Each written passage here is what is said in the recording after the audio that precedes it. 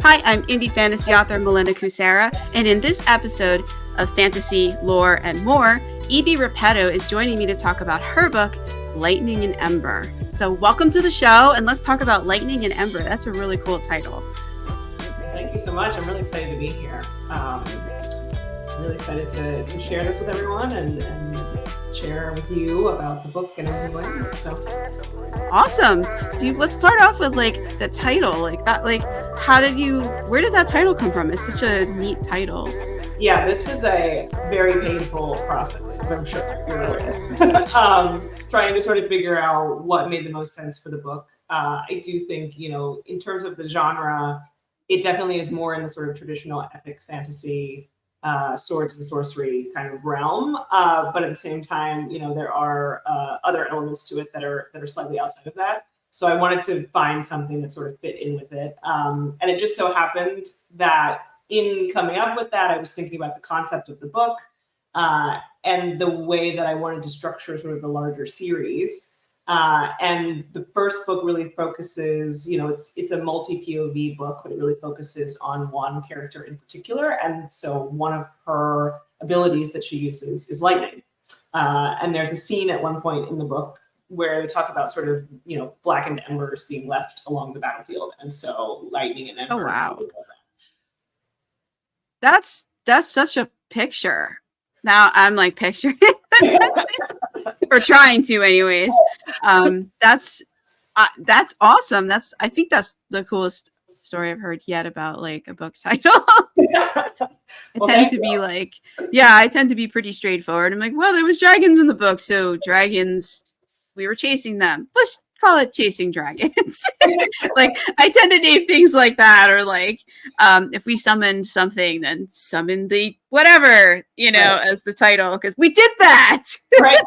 No, I think that makes total sense. And that was why after I named the book, I was I don't know why I did this so complicated. It did not have to be that way. I think we complicate our own lives sometimes, right, as authors. We don't mean to, but we do it anyways. And we only seem to see it in hindsight that there was an easier path and we didn't see it at the time. So let's talk about what Lightning and Ember is about. Yeah, so it follows sort of the beginning book follows the dynamic sort of trio. It wasn't a good alliteration, but here we are, of Akina and Miki, who are twin sisters. They are mixed race twin sisters. So it follows sort of their ascension in the last, 3 weeks of their time at the sort of prestigious military academy in the country where they live, Volandrian. And they also have a friend who's been their childhood friend, since ever. And his name is Cassius. And so he's a duke in the series. He takes on the dukedom at a very young age. He's only 18 after the death of his family, seemingly at the hands of his brother. And so he's sort of saddled with all of this new responsibility and having to navigate that on top of reaching the end of graduation, where they're all sort of starting to go on different paths and trying to figure that out. And in the culmination of all of that is this big event known as the exposition, where they all kind of go and have to show their stuff and everything that they learned over the last 4 years at their time at the military academy. And that's where sort of everything starts to unravel, and we start to learn all of these different aspects of things that we thought we knew weren't quite what they were. And that, the path to adulthood isn't as simple as we thought it was. So. Yeah, nothing is ever as simple as we think it is. Right. That's how it is. I think that's the one constant in the world, in any world. That's cool. That's cool. So the academy is it's for military training, right? I think I saw that somewhere on your book page or somewhere in my travels on the internet. All the various places, right? It is. So it's a military-based academy. Volandrian society requires that everyone go within military service, and there's also sort of this other piece of it related to the whole magic system and how it works, and particularly, you know, nobility sees it as a means of advancement. If you're from a poor house, you know, you can go to this military academy and maybe you'll do well enough that you get placed in a coveted position. In this case, it's, you know, the lieutenant colonel position. And if you do that, then you get special training with usually one of the, you know, highest ranking nobles in the whole caste system. And that opens you to opportunities to meet with, you know, royalty. And from there, you can kind of cement your family's legacy. Wow, that's pretty neat. We'll have to come back to that magic system because I do want to hear about that. I want to hear all about that.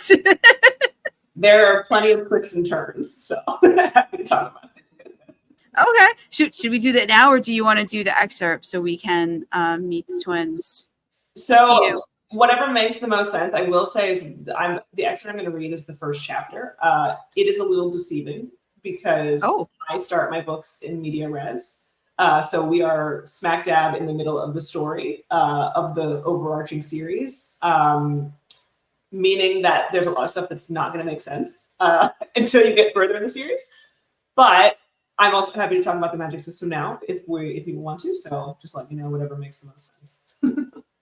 Now I want to hear about the excerpt. Like with that kind of like pitch for it. Let's do that because now I'm curious, and then we'll come back to the magic system after that. All right, I'm here for it. Let's do it. So my excerpt is chapter 1 of the first book. It's going to be told from Akina's perspective, which is one of the twin sisters. And I'll just jump into it now. So, don't think. A muted thud, the sounds of bones and flesh crashing into a compacted sand. Thinking makes you slow. Being slow gets you killed. 2 more thuds, hitting simultaneously. The sound was nearly drowned by the symphony of grunts and guttural noises coming from the horde of flesh before me. Somewhere in the background, there's a crowd, their cheers forming a succinct harmony. The sound would be deafening if I stopped long enough to hear it. They call these things in front of me ghouls, yet here they are, drawing entertainment from my death. My lips press together, leg thrusting to kick the body in front of me. The blow hurls it into the looming wave behind, knocking back the front row. A sword loosens from the next ghoul's hand at the strike of my fist, falling towards the ground in slow motion. I waste no time, snatching it out of the air and twisting to lop off a row of heads behind me. Brown sludge seeps into the ground from the empty bodies, filling the holes like spring rain. How many days has it been since I had water? 2? 3? I'm still alive, so less than 4 makes sense. A few days ago, in desperation, I had torn a piece of cloth from my shirt sleeve, sopping up the water that had crept in through the small window at the top of my cell wall. I'd used the damp remnants yesterday, stuffing the cloth into my mouth to pull the moisture from the cotton. I guess only one day then. It'd been at least 10 times that many days since the last meal. A single piece of dried, hard bread, smuggled in by a sympathetic guard through the bars wordlessly. An offering for the Stormbringer, he had said. He didn't dare look back, turning to continue his path down the hallway. I'd heard rumors during my captivity that the Solterreans had taken to calling me that after my role in the conflict had gotten out. It was strange hearing it come from the lips of Volandrian, considering how I'd earned my nickname, but it was better, I suppose, than the one they'd given me, the Kingdom's Spear, a far-reaching weapon capable of striking an enemy from a distance, a call and acknowledgement of my loyalty to the crown. Ironic, since only a select few knew I was that spear. I didn't think they'd be singing the same praises if they did. What use was there for a broken spear? Given my current circumstances, I had my answer. I glanced down at my torrid sleeve, the fabric rolled up to my elbow. My minuscule act of continued defiance. They would never have the satisfaction of witnessing the extent of my desperation. Another chorus of thuds as the next round of bodies collides with the ground. Somewhere, the faint roar of a crowd begins to swell. That's right, enjoy the show. 20 bodies lay at my heels, still as death intended. I hoped they would finally be allowed peace, and that Divina would meet them warmly. 30 seconds had passed since the first call to arms. At least 200 more hunched, meandering forms continue their advance, packing into the Colosseum with a steady forward flow. The noise from their advance was deafening, as though I was standing near the river, whose water takes a nosedive off an edge. It prevented even the sound of my breaths from reaching my ears, though I wasn't spared the crushing sensation of drowning. Funny how all your metaphors turn to water when you can barely remember the last time you had a drink. That river of bodies is unrelenting. I chastise myself with a distracted tangent, thrusting the sword into the jaw of the closest lumbering mass of flesh. The tip pokes through the top of the skull, rusted edge coated in rotting brain matter. The grip on the blade loosens, my opposite hand finding purchase on the falling spear on my left side. No sense in concerning myself with retrieving a blade when a steady armory of weapons constantly march toward me. I shove my mana into my fingertips, sparking it across the weapon. The black lines on my skin alight with a shimmering glow, carving an intersecting pattern of diamonds. I glance to the right, eyes flowing to the lookout deck overseeing the arena field. A group of rowed figures sit atop it, watching the scene calmly. The lightning dances along the length of the shaft, the midnight black sparks pulsing in time to an unknown beat. I could do it. I had enough mana to reach them. All I needed was one attack. The farce would be brought to an end. My grip tightens. It was fitting that the spear happened to be the weapon to fall in my hands. The muscle in my jaw twitches underneath my skin from my clenched teeth. The monarch's death would launch the continent into chaos, I knew. The fallout, gradual but steady. Volandria, especially, would be in danger. I wasn't sure if the country could survive a power vacuum from the assassination of their childless leader. I wouldn't be alive to see, of course. My head would roll against the sand before their bodies hit the floor. My grip on the spear turns white, hands twisting slightly as I clench my teeth in determination. A necessary sacrifice. As I steel myself to strike, a glimpse of silver hair from one of the only unrobed figures. I glimpse a strand of silver hair from one of the only unrobed figures standing with the group. The strands glint in the sunlight, nearly turning white against the bright rays. The sight stops me in my tracks. Of course they planned for that. They planned for everything. Her gaze, hidden behind a porcelain mask, follows me. An abstract character of a wolf was painted on the black and white front of the face, with narrow slits for eye holes. It was a subtle callback to the painted fox mask that had adorned the walls of the manor we grew up in. I'm surprised they allowed her to wear it. Masks were like secrets in the compound's walls. Secrets weren't welcome here. What could be seen of her amethyst eyes would betray nothing to the circle seated around her. Her chin tilts upward ever so slightly, an unremarkable movement to anyone else. The fidgeting of a board guard readjusting themselves at attention. However, she and I had spent far too much time in tandem for me not to know better. A warning. No sooner does a thought cross my mind than a hand entangles in my silver hair. A yank backward snaps my mouth shut again, the impact cascading down my jaw and eliciting a curse. My mana disperses from the weapon. What are you doing, dumbass? I pull against the grip, but it doesn't budge. I wasn't used to fighting with my hair loose. I hadn't been left with any choice today, however. They hadn't granted me the privilege of a tie to secure it. The tight curls have been difficult enough to tame with shower and the right tools. It was a tangled mass of knots now, calling out to wandering hands like a whorehouse on a Saturday evening. The corpse's hand becomes further enmeshed the more I try to pull my head out of its grip. As a rational person, I knew lobbing it off was my best bet. That didn't stop my hesitancy. My hair was special to me. I'd taken painstaking care to preserve it, careful not to cut off more than was necessary. It was my last connection to my mother. It wasn't easy to imagine giving it up and starting again.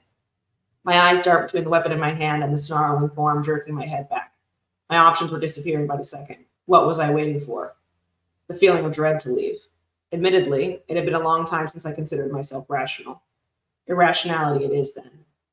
I twist the staff in my hand, shoving it into the abdomen of the offender, hoping the force will be enough to free me of its grip, but it doesn't flinch. Instead, its hold tightens. More of them were beginning to swarm. Malina, how I wished he would let me go. I grit my teeth again, stepping in to force the intruder back. As its fingers slack around the knot in response to the move, I throw my fist upward to meet the downward slash of the neighboring arm. Its arm bends unnaturally towards the sky, gleaming white bones peeking out to greet the sun, while the dagger plummets to the ground. The sight brings an unpleasant memory of another boy's arm years ago. To think I'd be able to replicate the move so effortlessly now. I shove away the thought, snatching the dagger from the air. With a heave forward, I bring the blade up, my head swinging towards the sand. The blunt instrument slices cleanly through the strands, powered by the mana coating its shaft. The silver hair trails to the ground in clumps. Watching it fall is stupid. The exercise only makes me feel worse. All that effort, gone in an instant. I'm going to stop there. Wow. So she cut off her hair. Wow. Wow. She has no choice. So That's like not easy to do in the middle of I would have a hard time with it. My hair is the fine flyaway kind, so it would just fly away in fear.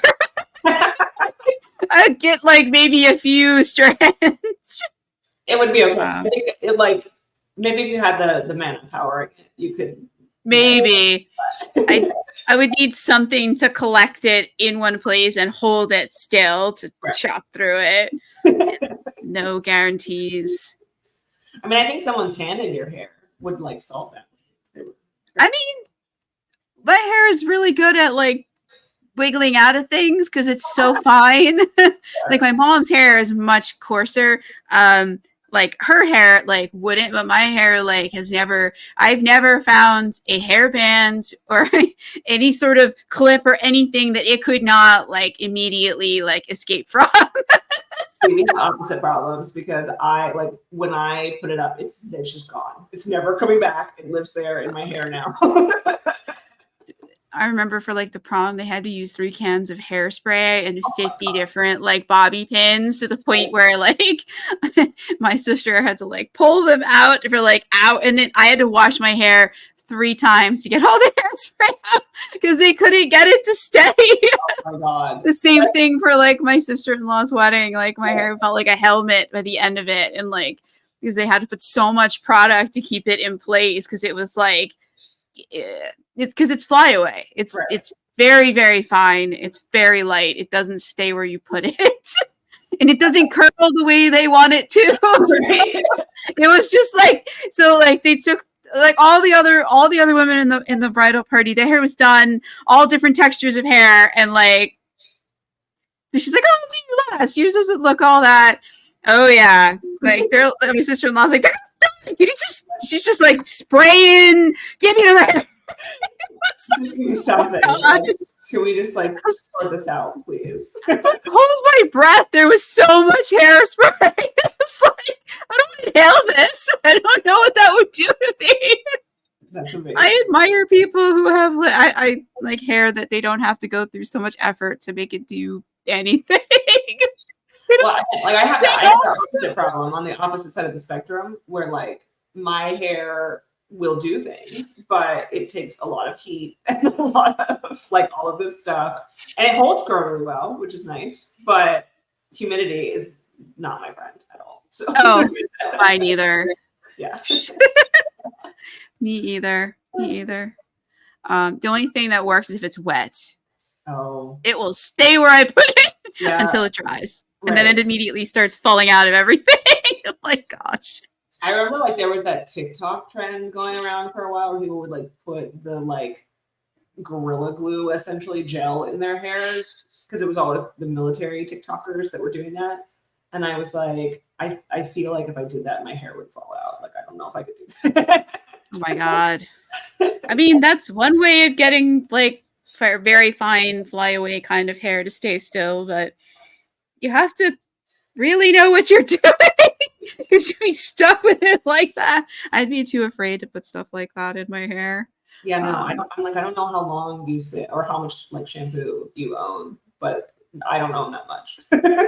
Seriously. I mean, it's like, and like by the time you get it out of your hair, like you become a pro. I just gotta start again because it's the next day now. Yeah, basically, yeah. I dread when like I have to get the hair done for like an event because like a wedding or something, because I'm like, it's not gonna do what they want. They're gonna fight with it and put so much product in it. I'm telling you, next time just go with that like tub of I don't remember what it's called. It's I don't know. People look it up on TikTok and let her know because I don't remember. But there was one like military woman who was like this gel that she found. And it was supposed to hold your hair in place and would not move. So next time you go, just be like, use this, and then we'll be done with this soon. Seriously. Everybody else is like staring at me. I'm like, I'm sorry. I lost the hair lottery, okay? It happens. It's okay. It's okay. We all have our things. Yeah. That's why I keep it short. Yeah. I love the I love the people who can put it in a braid and it like stays there. Like, Right. it would be awesome. Yeah, It mine immediately would stay, start. but it has to be long enough. If it's not, not gonna happen. So Mine like immediately starts. The strands are just like, nope, right. escape, escape, escape, escape. You do not belong here. Thank you. I used to have it long, but then I was like, all right, well. Then it was even harder to get it away from the face. It's like, Right. I feel like anyways, that's the archetype, though, right? Of like femininity, of like you have to have long hair. All my characters in my book have long hair, and that's like a big point of the identity, is that they have long hair, and like losing that is a big deal. yeah, I feel like that's like every, I don't know, breakup or whatever that you go through, where like you just chop all your hair off because you need something different. Hair holds memories, isn't that what they say or something? I mean, like I could see that, like how it could, because I mean, you're right. It's like it becomes so much a part of us, and like we forget, like it'll just grow back. I mean, that's what it does. It grows. That's Right. its only job in life, is to hang out and grow. Yeah, but I don't have patience for that. That's true. That's true. The length. I want it to be short, and then when I'm done with it being short, I want it to be long. And I don't like the transition period. It doesn't work for me. Yeah, because then it's hard. Like Yeah. nothing works, nothing looks good, and you can't get It's too much. It's too much for pain. So I don't know. Yeah. I've been with the long hair for a long time now, for like, I don't know, 7-8 years. But this heat is making me reconsider that. I don't think I'm gonna chop it, but we're close to it. Yeah, I did chop it like super short when I used to swim a lot, and it was just like the chlorine and the hair. You had to wear the swimmer's cap, Right. which is rubber. Hair and rubber do. I mean, like yeah, but it there was always yeah, but it was always like there was some strands that was pulling on, and I was like, I don't want to be bald someday, so I cut it super boy short. But then like I wasn't swimming anymore, and like growing it out was like horrible because like there was a long time where it was not long enough to do anything with except curl in the complete wrong direction and be annoying and stick out everywhere. Right. I feel like that phase lasted entirely too long. Yeah, like that short is like there's like a solid 6 months where you're just in that phase. Yeah, and it's just you're just like, I just want to shave it off, and then you're like, no, that would be worse because trying to grow it back from that would be even more annoying. Right, but it's great for your hair. Like you get all that fresh growth of like essentially virgin hair at the end. So that's true. Anyways, let's talk about magic. I feel like we've given ourselves trauma about our hair now. Right, but there is the magic system is not ruled by hair. So that would be interesting though if there was a magic system based on hair. Like I'm thinking of the Mortal Kombat video game where like there was like one version. Yeah. That like the video game is based off of her hair, and she does like, I don't know, the transformation through her hair or something. Yeah. Her hair could like reach out and grab you, and she'd flip her hair and like throw you. And I was like, that is peak femininity right there. That is the woman we should all be aspiring to be like. You know what? I'm a fan of that. I'm not even gonna lie. Like, because that's just like cool. That's like, I want my hair to be able to reach out and grab people and throw them around. I feel like that's the thing for most genre. It's like the rule of cool triumphs all. It's like if it's cool, nobody cares how dumb it is. Like it's kind of dumb that like her hair is how she does all the stuff that she does, and like she has guns on her heels, but it's cool, so nobody cares. Yeah. Like if she had like blades in her shoes, I would be like, "You go, girl." But it's like it would be less ridiculous, but I feel like it also wouldn't be as cool because I don't know, shooting guns out of your heels is like, I feel like that's something people don't do, right? Like there's been a blade in a shoe before. You know, there probably has been. I'm not thinking of it right now because I'm thinking about her throwing people. My brain is stuck on that. Fair. No, that's okay. I'm trying like I feel like the like tap the it like the times where you have the blade in the shoe is like it comes out of the front of the shoe. It's not like built into the heel, you know? Yeah. And I feel like every assassin book and or media piece that exists has at least one person that like kicks the front of their shoe and like a secret blade comes out of it. That's cool though. Like it's cool. It's overdone. it is, but like it's like if I was in danger and all I had were heels, I would want there to be blades or guns or something in there. I'm just using the heel. Are you kidding me? Like I feel like a nice pair of stilettos you could just straight through the chest with that.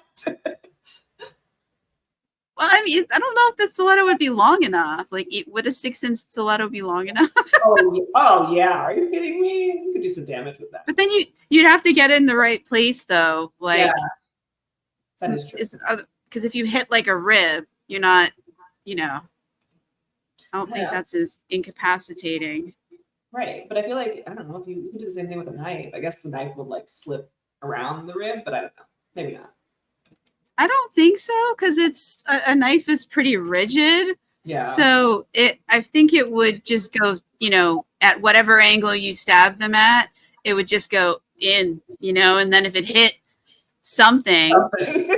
Yeah, like there's there's ribs but there's other squishy bits. You've got like lungs and things. Right. But hitting a lung would be good. Like that would take somebody out. Right. These are the things that we think about. Seriously, I was like, wait, we're supposed to be talking about magic, not how to assassinate people with shoes. Yeah, but I swear I'm gonna end up on a list one day because I legitimately go into my day job and I'm like, so actually I sent a text to one of my friends, her boyfriend is a doctor. And I messaged her and I was like, I need a medical reason, like why someone would flip someone over on their back if they had blunt force trauma. And like he texted me back and was asking me, I was like, this has just got way more complicated than I thought this question was. But I just need a reason, like medically, so that there's like some plausibility here. Yeah. And then I also was like addressing like, how do you pack a wound? Like I have so many YouTube videos of people just like packing wounds so that the bleeding stops and how you do it, because I don't know, I need some realism, I guess, in my not real at all fantasy novel. I mean, reality is kind of fun. Like it's fun to have like to know what would actually happen in real life. And you're like, okay, using magic, which is a system that I can totally create all myself. What can we do here? How can we make this cool? Right. Because as you said, like that's what ends up winning is what makes it cool. Really cool. Like I don't know. I'm a big weeb, a self-proclaimed weeb. So I read a lot of manga and watch a lot of anime, and I feel like everybody's been talking about like Jujutsu Kaisen is the big one now. And that magic system makes no sense. Like he spends a lot of time explaining it, and I still don't get it. I guess I'm not like a true fan or whatever, but like I feel like the rules just are whatever he needs them to be at a given time.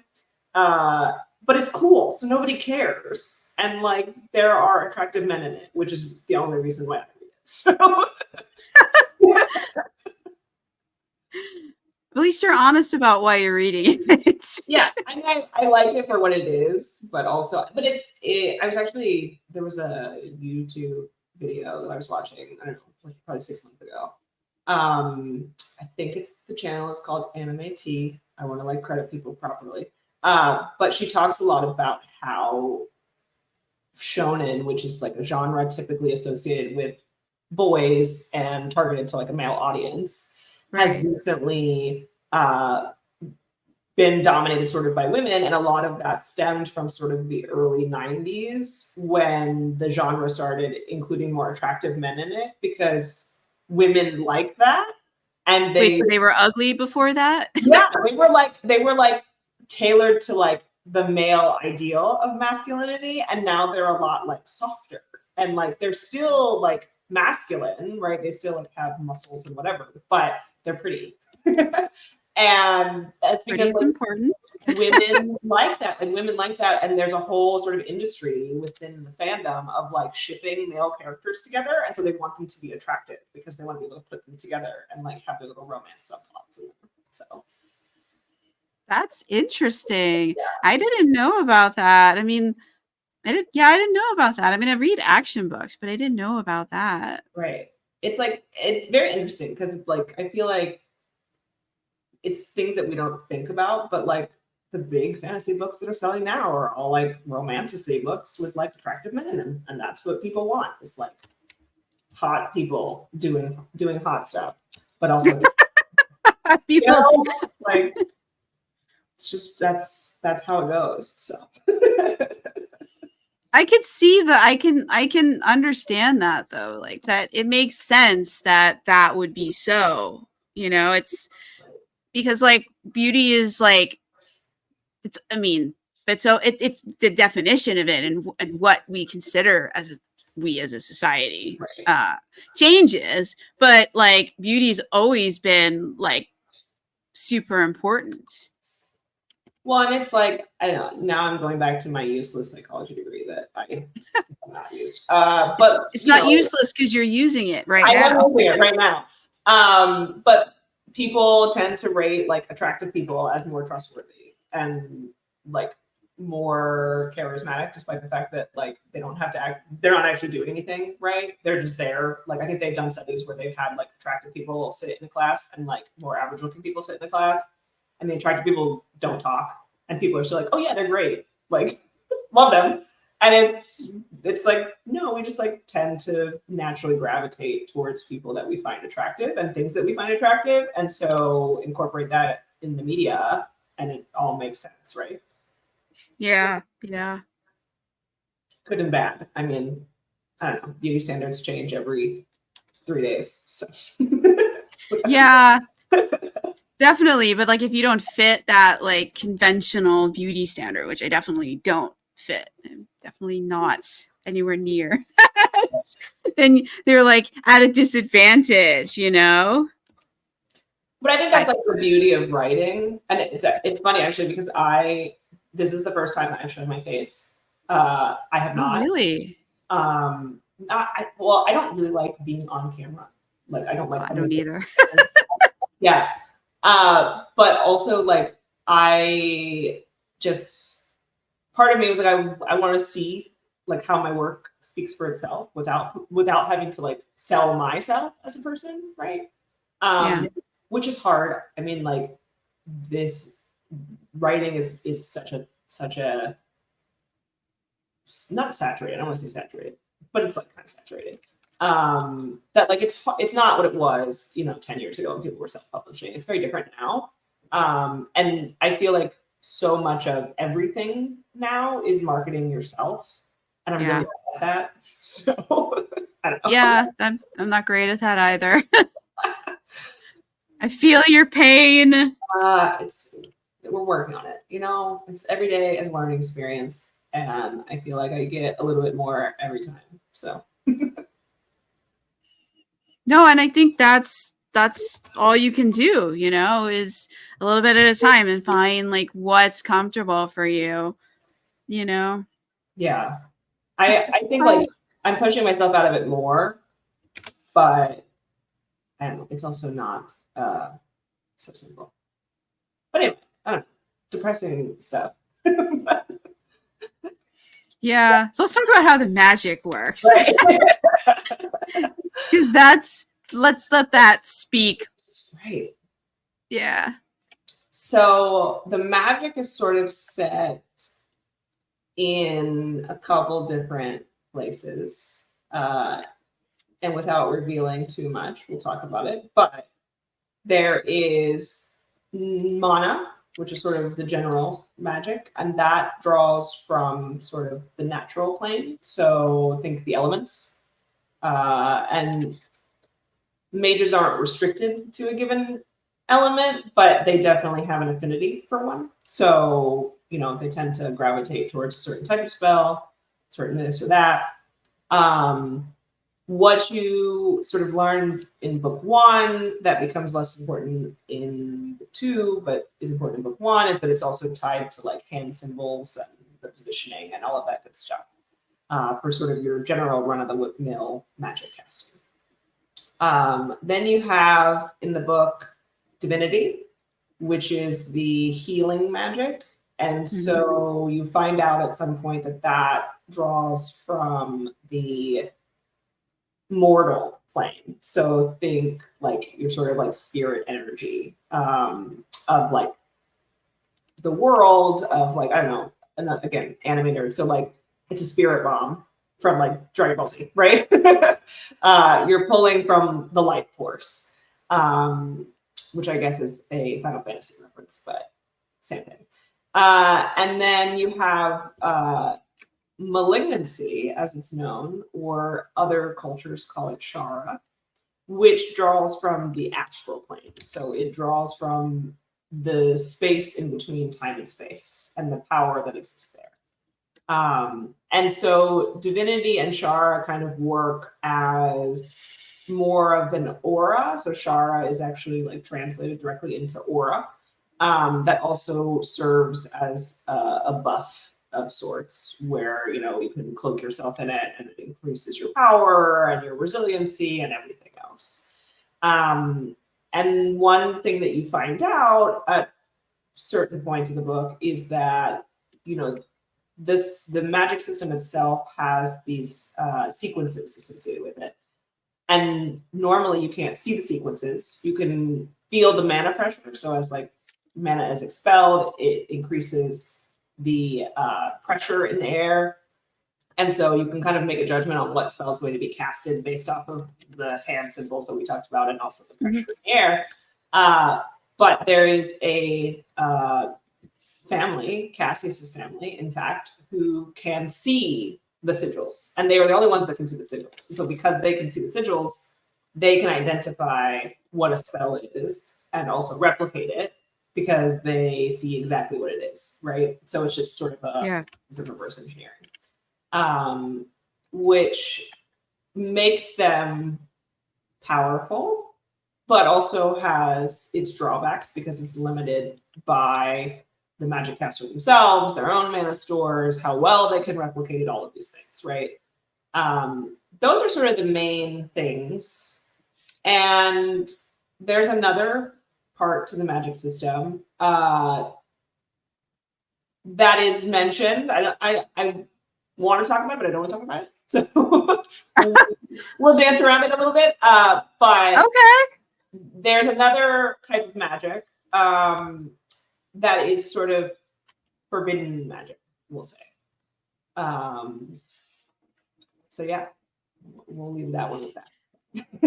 How come his family can see the patterns? Is there what's special about his family, or is it not a special thing? It's they have it and other people have it, and they just happen to be the only characters in this story that can see it, but it's not unique, or is it unique? So it's unique to the family, but the sort of singular ability idea is not unique to the family. So there are other characters who have their own singular sort of unique abilities that are sort of, family secrets passed down.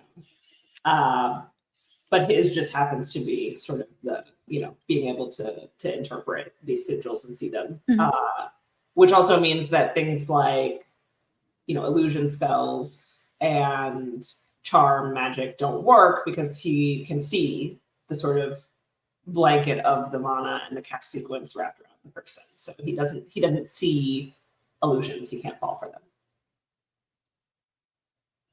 Okay. Yeah. That's neat.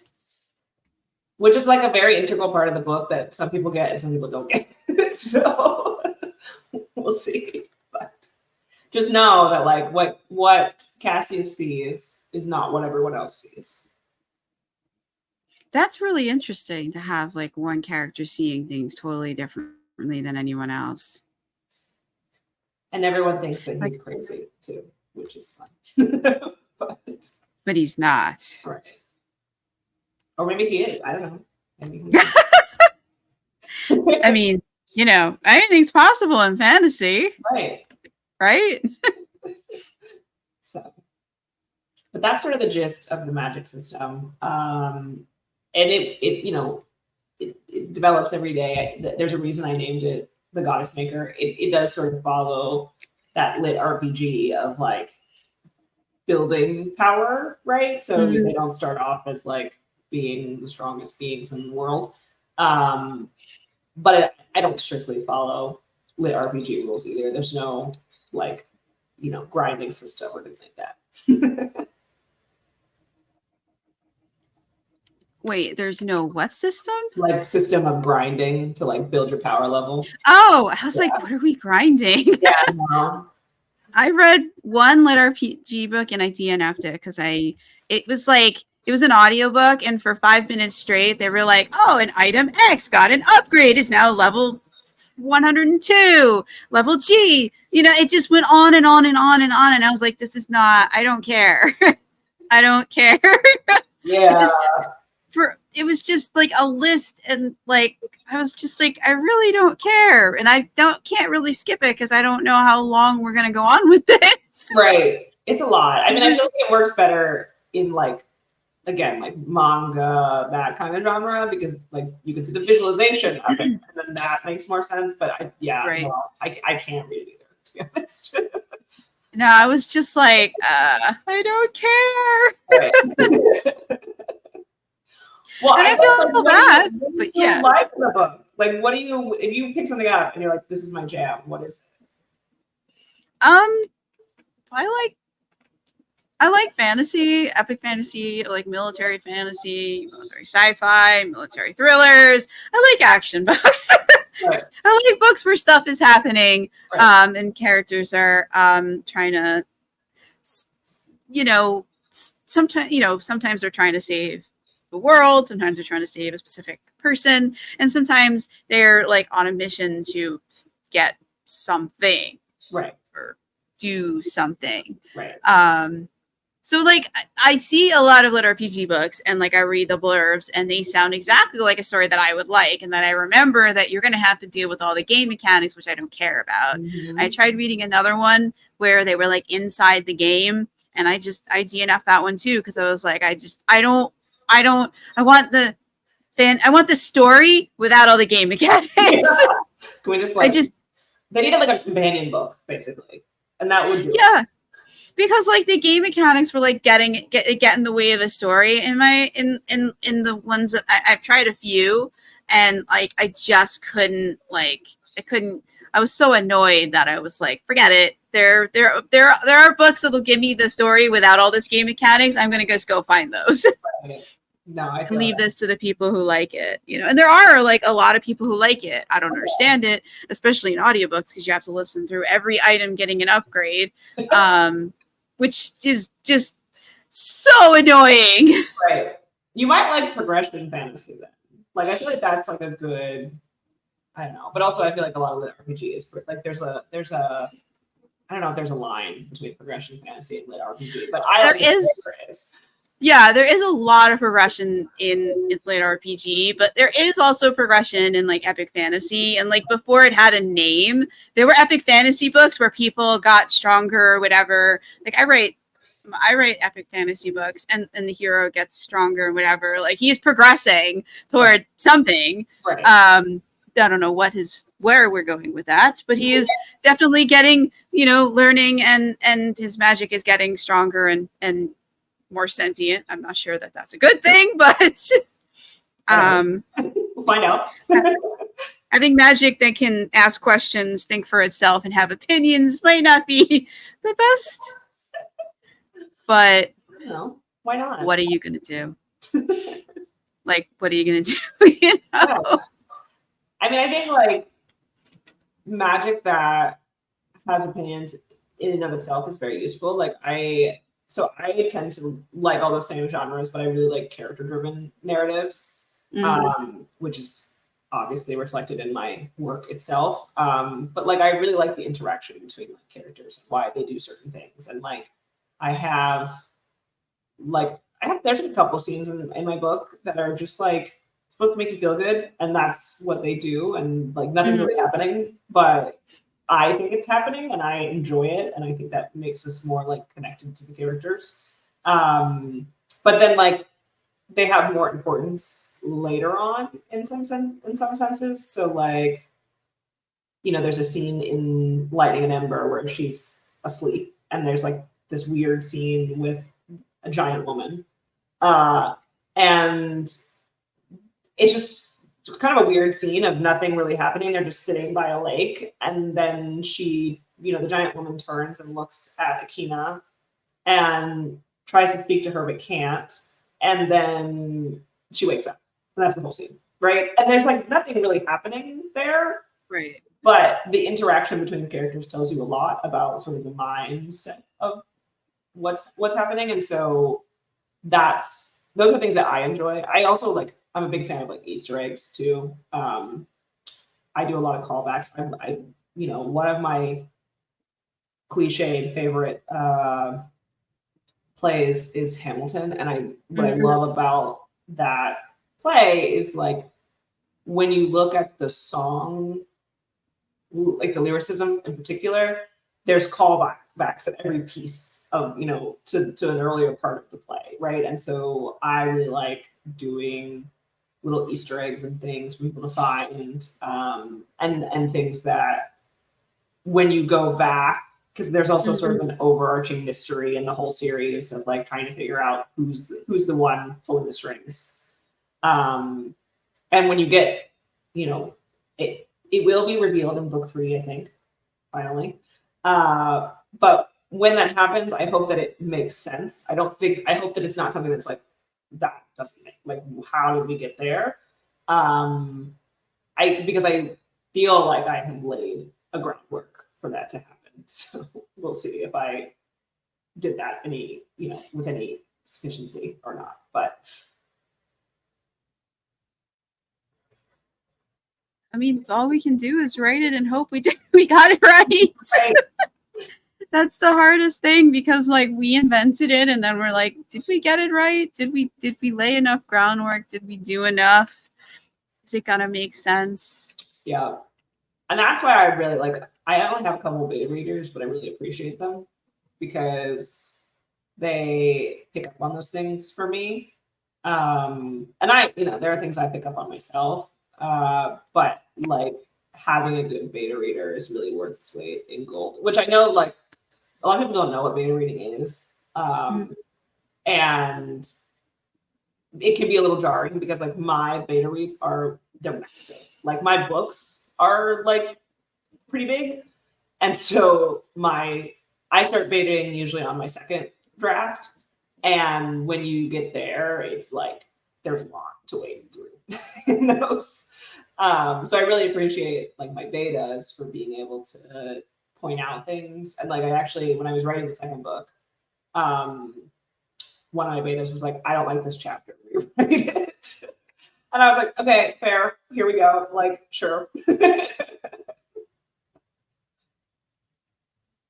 Oh, wow. I mean, that's cool that you get like, I don't have that. I don't have beta readers. I'm telling you, like, I honestly like what my best beta reader is my like next door neighbor, and she's incredible. Like, she's also just my straight target demographic, so it's great. That's awesome. I'm always like, I don't know. I've thought about like getting beta readers, but like the characters are so like, they don't listen to me. I'm like afraid that like if I got like a beta reader to read it and they were like, oh, you got to change this or this and that, the characters would get like would like take that as a personal challenge. Right. It's hard enough to get them to do what we've promised and in the book, and you know, and do it in like a way that's satisfying and get them to bring it to a close. Right. Like I'm afraid to bring someone into that fragile ecosystem. I think it's like it's a give and take. So like Yeah, mine is good because I think she also feels the same way about these characters that I do, which helps. But also, I don't know, I feel like some of it is I do what I want anyway, because that's how I feel that this character would express itself. I mean, it was funny because I've had people, a couple things, like Lightning and Ember, for example, is, like I mentioned, they're 18, and so their problems are 18-year-old problems, which are dumb problems most of the time, right? Like my problems at 18 were not real problems. But you know, when I wrote it, I wanted to sort of give you the insight into who these characters were as people, because I do think that like that part of your adolescence is so defining to who you become as an adult. And so when I wrote this as like, I want these characters to do this. I wanted the twin sisters to sort of be and I love the idea of twins in writing. I think everything I write will always have a twin in it, just because I think it's a really easy way to explore sort of the I don't know what that duality of man or whatever they call it. In that, like, if you take identical twins and grow them up in the same environment, like, what happens if they approach a problem set very differently, right? So in the first book, you have Akina, who essentially has said, nothing I ever do is going to be good enough, so I don't care. I'm going to, her focus is sort of solely on being a soldier and being a good soldier. And if she's a good soldier, that gets her out of the situation that she's in, because, she and her sister were born bastard children. Their mother is a commoner. Their father is dead, right? So they live with their uncle, who's pretty high up and who cares about them, but hasn't formally adopted them. And they don't really know why.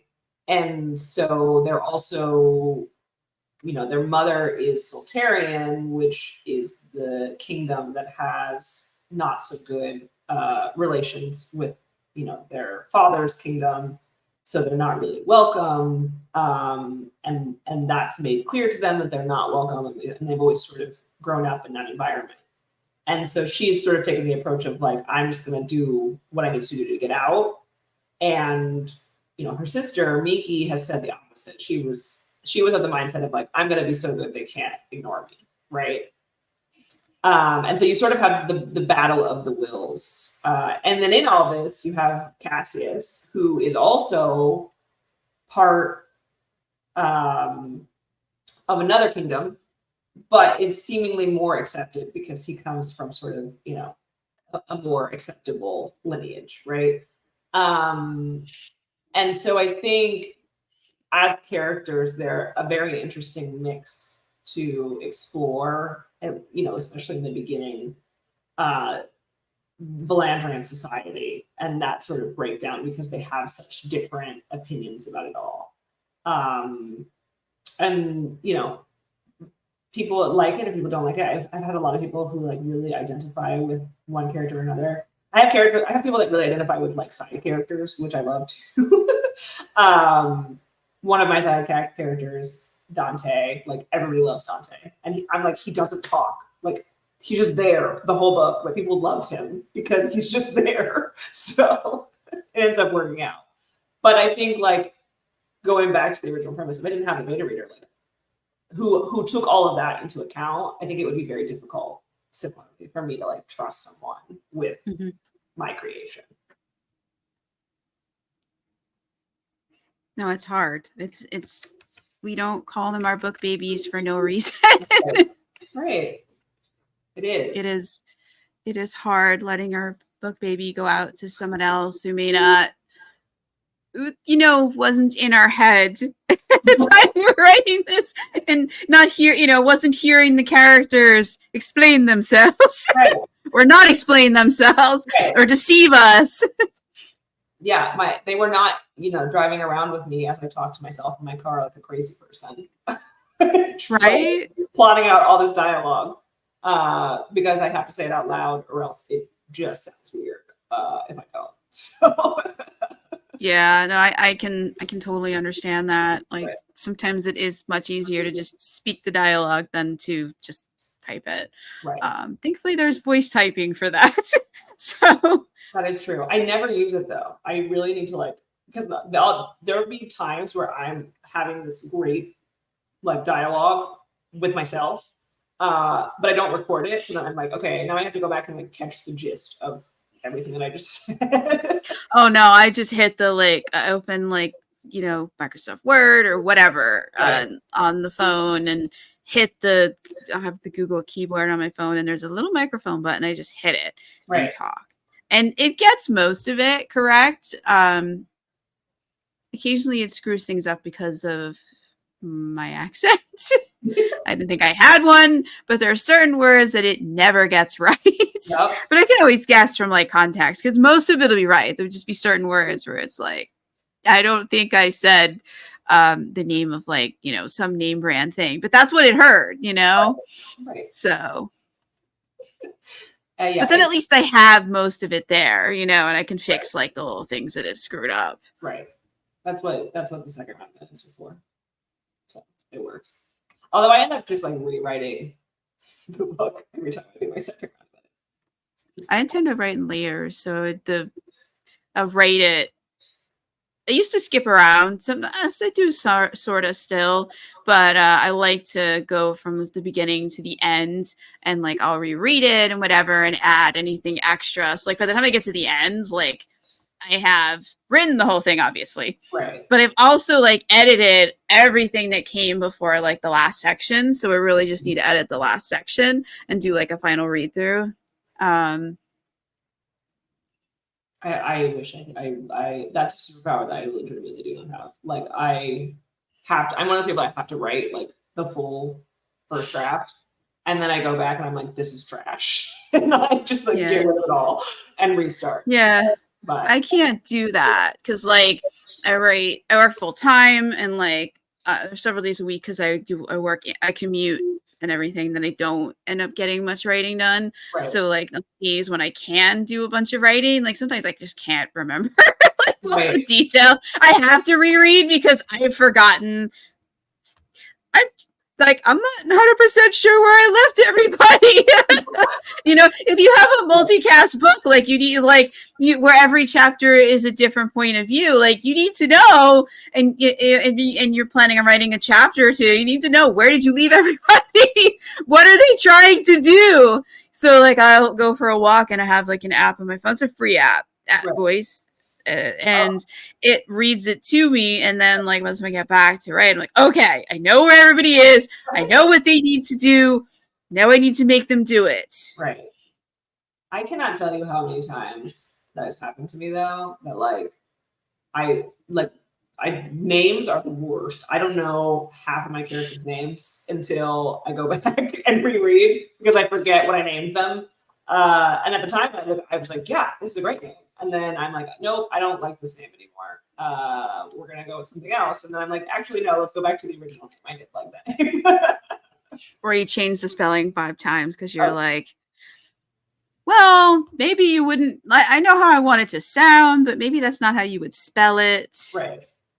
You never know. I mean, I don't know. I tend to like try to follow whatever the conventional sort of like spelling of it is, but it's never that clear. I also I don't use like fantasy names for the most part. Most of my characters have like real world quote unquote names.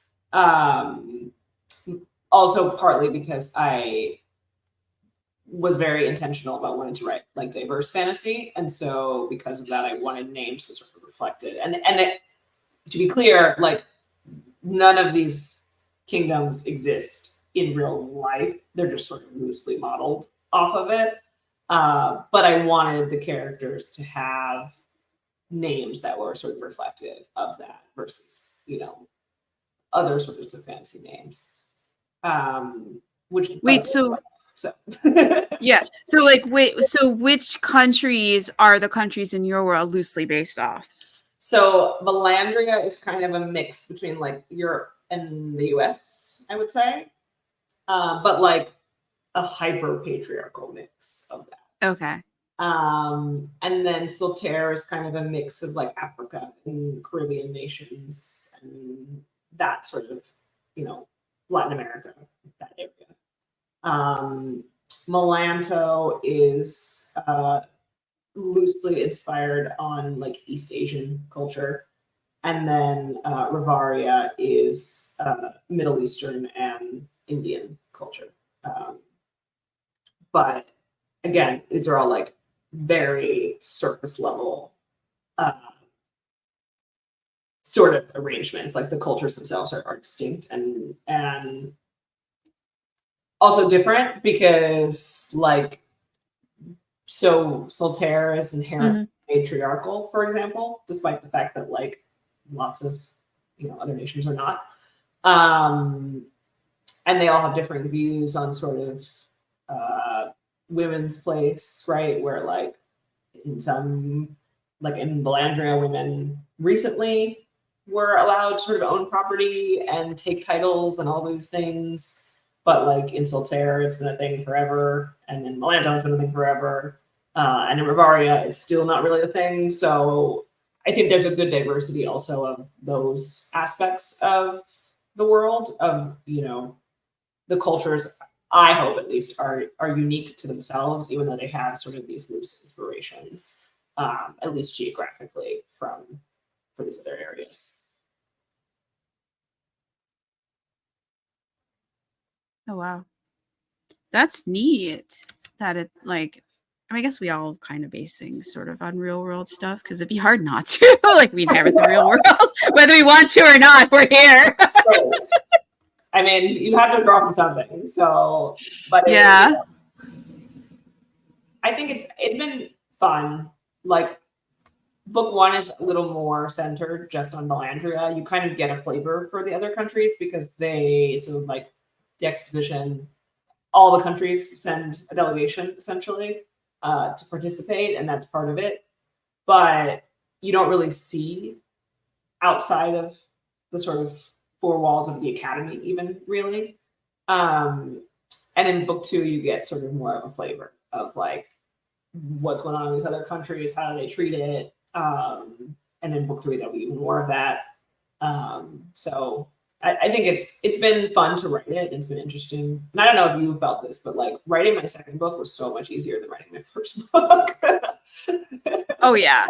And the third was a little bit easier, and then the second, and eventually, well, then eventually they're all a little, it'd be a little bit easier, but there's like a few, but like I don't know, like 3 through 6 was hard. Maybe because like the characters like wouldn't do the story I wanted to do. They went on a whole other tangent that required a whole trilogy that was totally not planned, and I had no idea what they were doing. I'm literally chasing after them like, what the hell are you doing? What are you doing this? Where are we going with this? Right. Yeah. No, they would be really good books. Yeah, like so book 2 was supposed to actually be book 2 and 3. And then I started writing book 2 and I'm like, this thing is already massive. If I don't break it into 2, like nobody's gonna read a 1,000-page book. It's just not gonna happen. Yeah, I mean, unless you're Brandon Sanderson, and then still, I don't know. I have a book club in addition to all this other stuff I'm doing because I enjoy torturing myself. But I started The Way of Kings, and I know somebody's gonna be mad at me, but I just like I can't get into it yet. It's there, like it's everything, all the pieces I feel like it should be, but I just like the thought of reading, I don't know, 1,300 pages is just a very daunting task. And I love reading. Like I'm like the type of person that I'll sit down with like a 400-page book and finish it in 3 hours. But like I've been struggling with this. So I actually just got like a palate cleanser book because I had to get through I have to read something that's like easier to get through before I jump through that. Yeah. No, I've not actually read any of the Mistborn or The Way of Kings, or I forgot what that series is called. I read his what is it called? He had a trilogy that was sort of superheroes, and it started out really good, right. but it just sort of fell apart at the end. It was like sort of I was very disillusioned and disappointed. Like I've not been able to bring myself to read any of his other stuff, and I've heard from his fans all the excuses about it, and I'm like, and I just can't seem to bring myself to read those other books. They look really long, and I'm like, I've already been disillusioned and disappointed by this author once, and I love superhero stories. So like at some point I'm going to have to like at least try to be, I was looking at some TikTok, and I was like, we're going to put out. I was just like, this is a little too daunting, Right. and like, it's just, yeah, I think it just and like, I also like, I read The Wheel of Time when I was in college, DNF'd book 8, threw it against the wall. I never went further. And like, so in the back of my mind, I'm like, yeah, but he finished that series that with the only book I have ever thrown against a wall. And like, I was in a dorm room. It was my friend or dorm room. Like, so it was a large room, and I threw it like, it was like 20 feet away. I just wailed it at that wall, startled everybody in the room. I don't remember who was there. And my friend's like, you could and shave several years off my life. So like in the back of my mind, there's that. There's like, well, I read the superhero thing, and it was disappointing. And he finished that series that, where they spent pages talking about grass. Oh my god! I'm not kidding. And having tea and the really horrible, descriptions of women and women characters, and even the men characters were awful.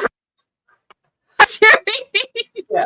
I'm sorry. I'm still mean to yuck other people's yum. I know a lot of people really like it, and I think a lot of people have convinced themselves that they should like it because Brandon Sanderson finished it and they love everything he did. Because some of the defenses that I've heard for like books, all right, 5 isn't too bad, but from 7 to like before he takes over, I'm like, y'all are gaslighting. Yeah, no, like. And I know I'm going to get hate for this. No, it's okay, because I am too. I mean, I honestly, like, I had not read Brandon Sanderson prior to picking up Way of Kings, and I'm probably like 10% through it right now. Like, I'm not that far through it. But the problem I have with it is I'm like, I don't know what's going on at the time. And everybody keeps telling me, you just got to get to the second half, and then you'll know, and it all makes sense. And I'm like, but like, I don't want to be this lost this early on. And that's the hard part. Is like, you're telling me I gotta wait, but that's like 600 pages. Like, that's a whole book. Right. Like, that you're asking me to get through like a whole novel of being like, I don't know what's happening, and then it's supposed to be fine. I don't know. Also, like, to your point about like superhero books are supposed to be complicated. Just give me like some easy superhero read. I don't know. The another one I really liked that I read a couple years ago now was the Villains Saga by V.E. Schwab. Vicious. Oh, no, and I was like, that. I was really mad that it was only a duology. But it like Vicious is the first one, I think, and then Vengeful is the second one. But I really liked that. It's like the take on like the reluctant hero and like the anti-hero and like the guy that like is and like the rise of like, a supervillain who's like, the character sort of starts out as being like your all-American golden boy and then turns into like a genocidal maniac, basically. Wow. And like, that's what intrigues me, is like, give me something that I can just like, I need a simple premise and I can jump into it and understand what it is. I don't have to wait until, 50 hours later before I figure it out. But again, and we all do. We just made so many Brandon Sanderson fans really mad. So. Yeah, and like, but the thing is that gets me so annoyed is that like people are like, oh yeah, read 600 pages of his and be totally confused. But like, if you or I did that, like, we would be crucified in like the reviews. And like, I think that's the other thing that gets me annoyed is the double standard that he can do no wrong. He is golden and amazing. If he makes you wait 600 pages to understand what's going on, that's okay. Or like the Nona the Ninth series book that I keep seeing on TikTok, where people are like, oh, you're confused until the very end. And I'm like, yeah, that doesn't make me want to read the book. I don't like being confused. Like, I'm okay with being confused at the very beginning, because a lot of books start in medias res, and that's, you know, I'm used to that. You get up to speed as long as it brings you in and gets you up to speed pretty quickly. But if I'm spending like more than like the first chapter confused, in the back of my head, there's a little voice saying, you know, you could just DNF this and read something else, you know, and that voice gets louder the longer I'm confused or not enjoying something. Right. And like, because there are so many wonderful and amazing books out there, I just don't feel like you should have to slog through something. And like, so like, you're not the only person I've heard say that about The Way of Kings, or they say like, oh, well, you have to read Elantris, but it's not his best book. It's not that great. And I'm like, well, then why am I going to read it if it's not that great? Right. But I feel like that's like, I don't know, people have like, I think it's great. Like, I would love to have fans like that are like, just like put it out and I'll read it, and that's great. But I think you're definitely right that like, I feel like, again, my first chapter starts in the middle of the series. So like at the end of the first book, you don't even really get the answer. You get sort of hints to it. But you don't spend the whole book confused, though. No, like you get you don't get specific context for that scene just yet, but you get other context, so you get what's going on, like and you're able to enjoy that book. Right. Sorry, I didn't mean to cut you off. No, you're good. Yeah, no, exactly. Yeah, it is a complete arc of like you can, you know, the first chapter really is just supposed to sort of remind you that there's other things happening that you're not aware of. But like, for sure, 100%, there's a complete arc there of like, you know, you're following them from beginning to end, and you don't, and like, if you took out the first chapter, you would still be able to do that and understand what's happening the whole time, right? It wouldn't be a surprise necessarily. Yeah, no, I could not. I'm not, and I think part of it is I'm just not smart enough to like. It's not smart. There's like a way to write things so that you can bring people into the story. Because like being like, and this is something that those of us who write epic fantasy, and also I believe like portal fantasy, or and like the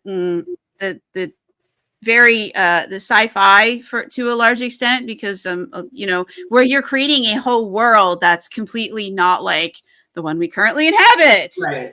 You know, with its own rules and its own magic and its own characters, and those characters don't begin on page 1 of book 1 and start their life where there was a blank page before that. Right. They were doing and living and they were doing things before the book began, you know, and there was a whole history that was happening before it began, and these things impact what's going on in the book.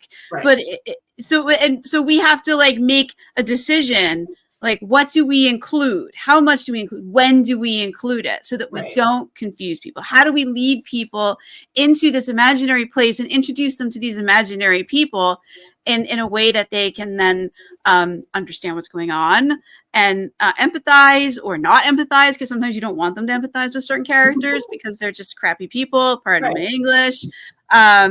And like, we have to make that decision about what to show and what to not show, and what to hold back and show at a later time. And I think sometimes like I'm a little bit too ruthless about holding stuff back, because like I want you to experience it with the character, and if they don't think it's important because they've seen this thing every day of their lives, I can't spell it out for you, because it would be weird for them to comment on something that's commonplace to them, you know? So I like to use humor to point out some of those things, because there's like some weird things in their world that even they find a bit odd, but they make fun of it. And like, that's my only way of calling attention to it. It's important. Right.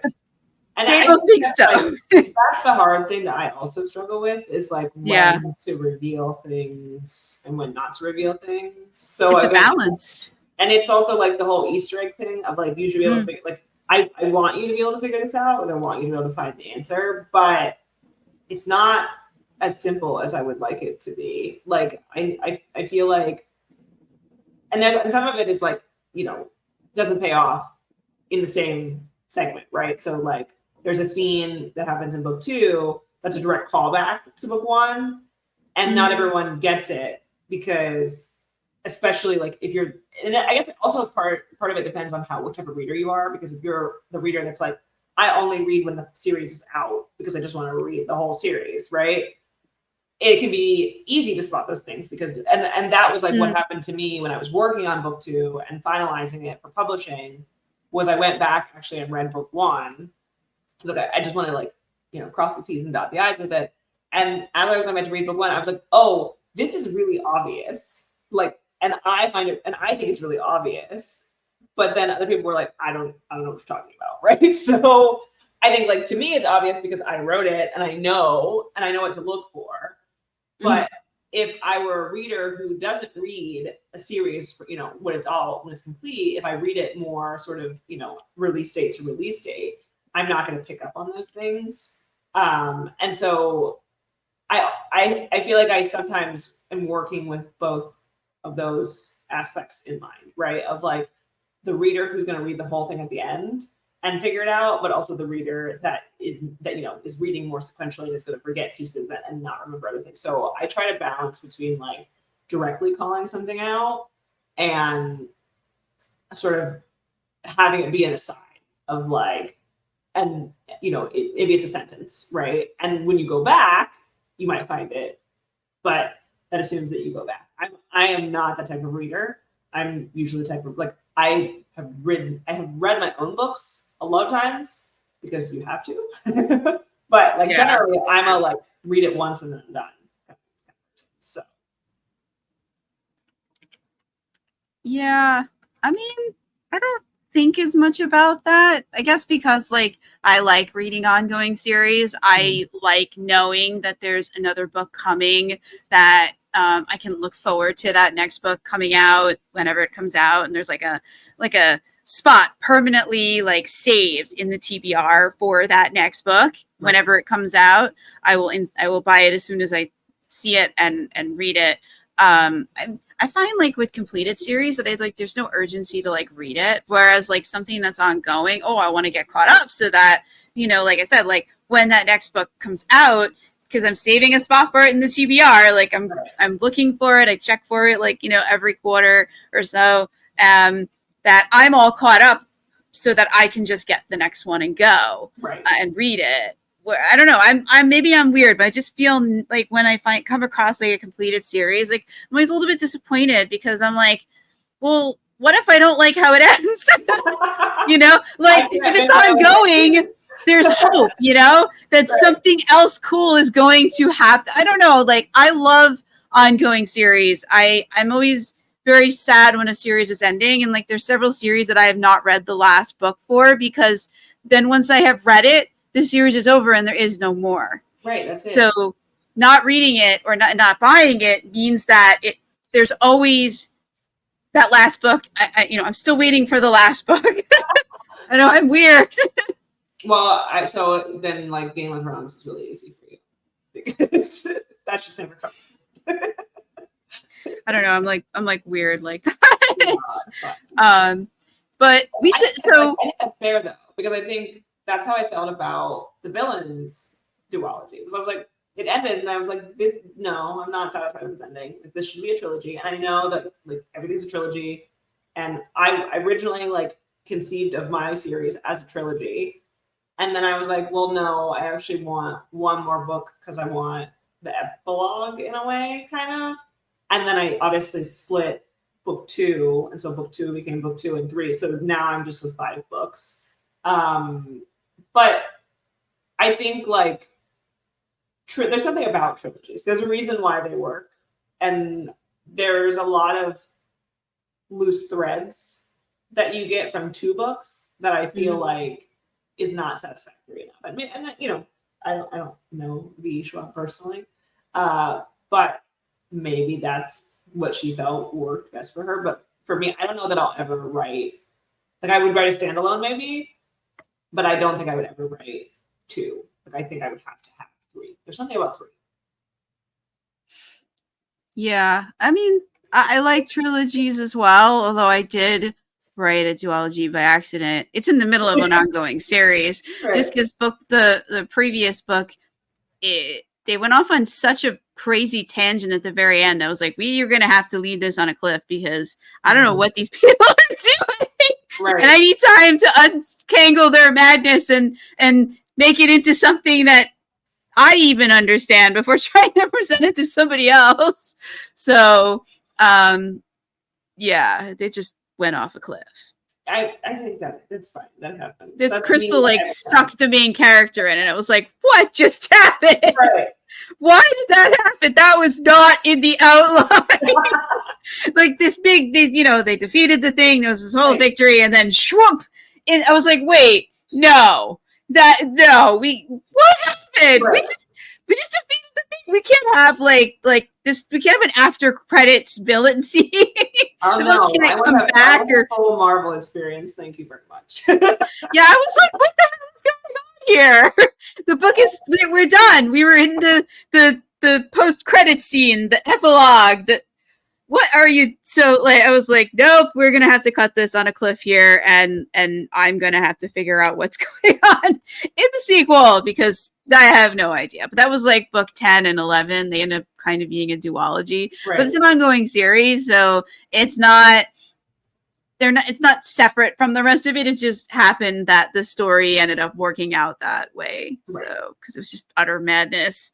I was like, yeah, I need time. I need to figure this out. I don't know what you all are doing. Like, I think about sort of what's next after I finish this series, which I'm not close to finishing the series, but one day maybe I'll finish this series.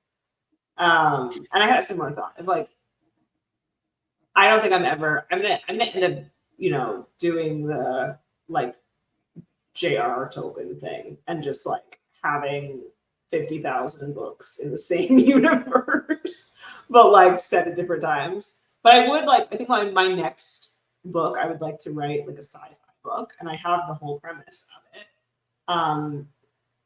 Or series rather, not my next book, my next series. Mm-hmm.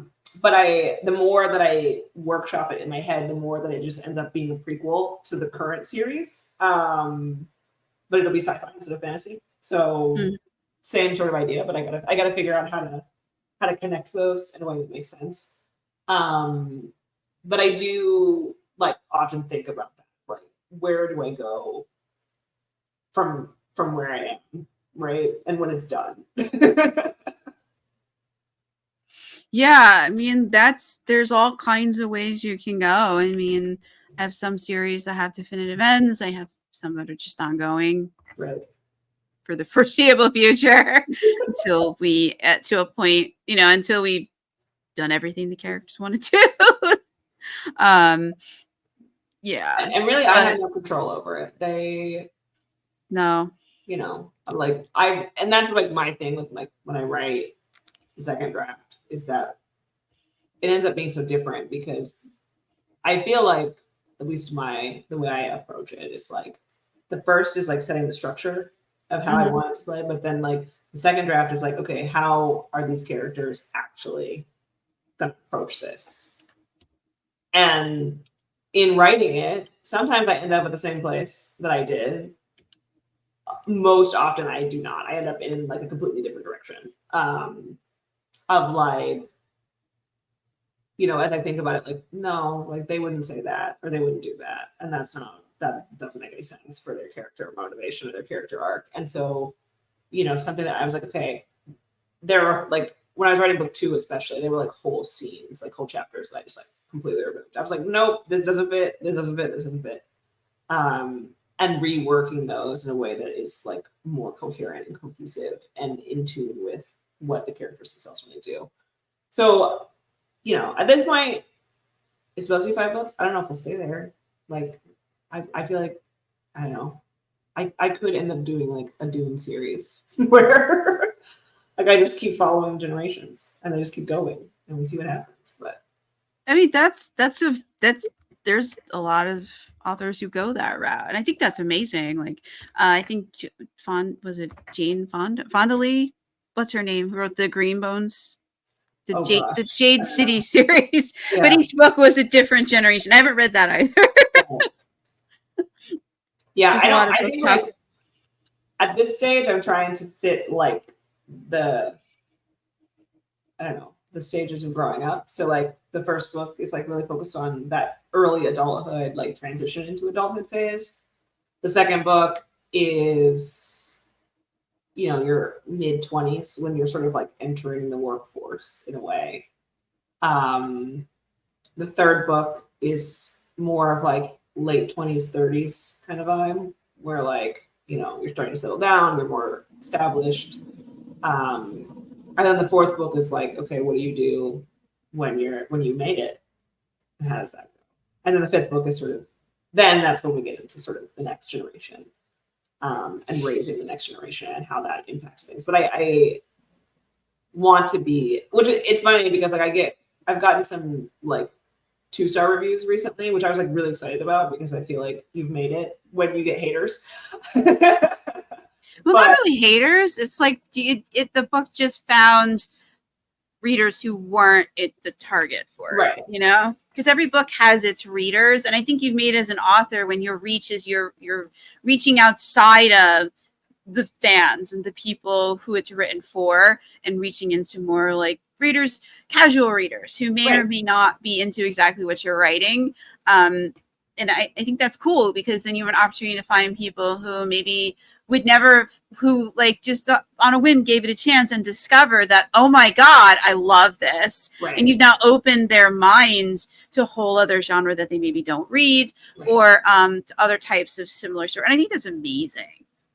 I think it's great and I love it. And I love the fact that like the criticism was that it's like the first book was like too YA. And I was like, I'm doing exact, like if that's the biggest criticism is that it's like too young adult, then like they're teenagers. So I hit the nail on the head with that one, right? Yeah, that's not bad at all.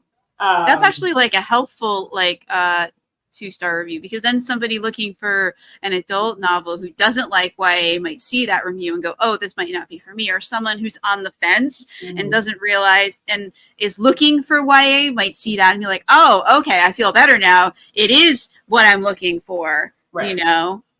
So But I I think think it's that's a like, really helpful review. right. And it's not squarely in one or the other, which is also like, and I think that's another piece is like, I write fantasy for women who like fantasy is how I sort of frame it.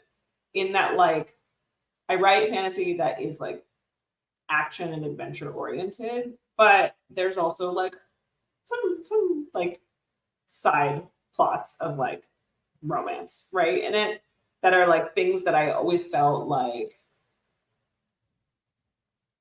women in a lot of works were either like regulated to sort of like the plucky sidekick role or like the puddle deep love interest. And so like for me, like as a female reader, like no, I was like, I want like, I don't know, I want to see like these two characters end up together. And I don't need it to be like the focus. Like I don't need the focus to be the romance because I don't really care that much about the romance. Yeah, But same. like I want to see something happen with it. I don't want it to just sort of be there because it's there, right?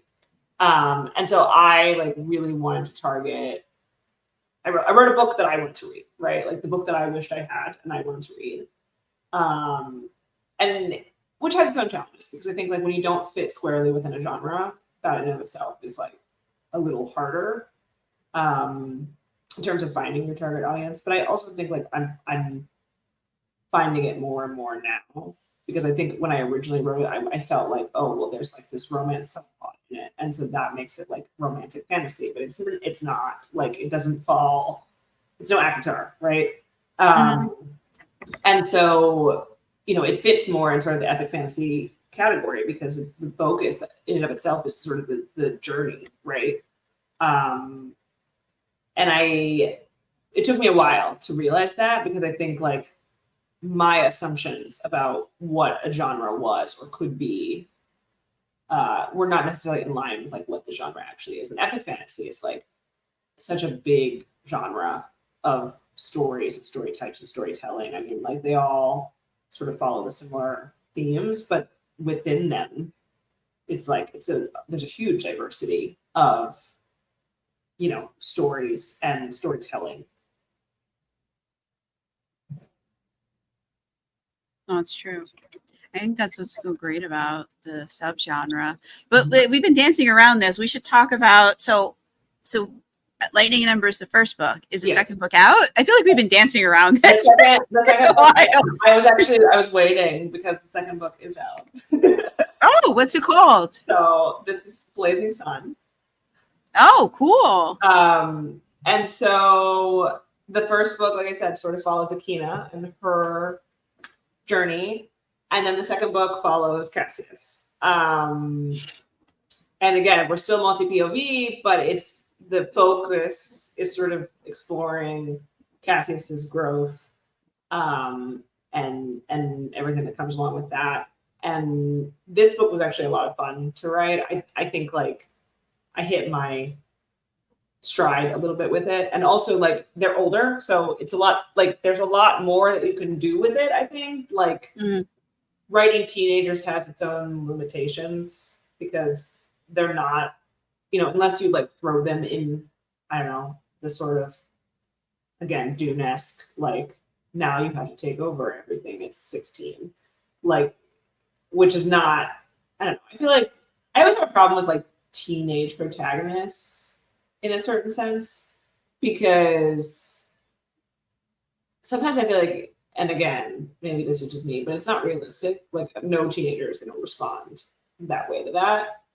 And so it was like nice writing book 2 because, everybody's a little older. They're in sort of their mid-20s and still dumb, but they have figured some things out. Like all those things they thought they knew at 18, they've actually figured out some of them.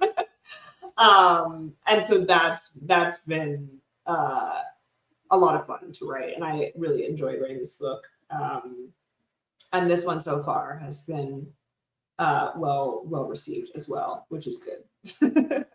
That's awesome! Congratulations! When did it come out? Thank you. It came out end of May 31st, I think it was, of this year. I was not going to release it that soon. So I released Lightning and Ember, I think in like October of last year, and then I was like, I'm gonna just like not do that. I'm gonna sit and like, but I started writing and then I couldn't stop, and then I was like, okay, I'm gonna do a spring release, and it'll be fine. And here we are.